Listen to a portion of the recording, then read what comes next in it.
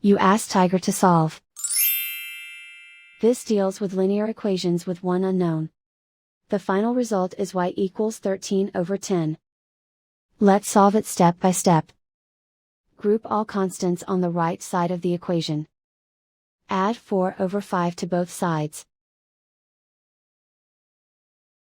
Combine the fractions.